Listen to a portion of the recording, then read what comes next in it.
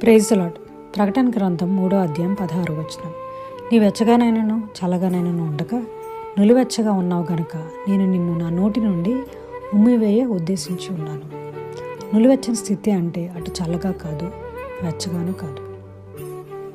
మనకి ఏమన్నా జ్యూసులు తాగాలంటే అవి చల్లగానే తాగాలనిపిస్తుంది, వేడిగా తాగడానికి అవి అంత నచ్చవు.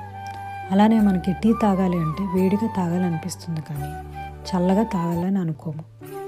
లౌదేకియ సంఘం వారు నిలువెచ్చని స్థితిలో ఉంటారు. అంటే దేవుని కోసం సంపూర్తిగా ఉండకుండా లోకానుసార విషయాలు పాటిస్తూ ఉంటారు.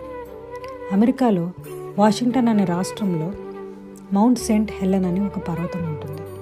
అది బయటికి చూడటానికి చాలా మంచు కలిగి చల్లగా ఉంటుంది. కానీ 1980 సంవత్సరంలో ఆ పర్వతం లోపటి నుండి అగ్ని రగిలి 57 మంది చనిపోయారు.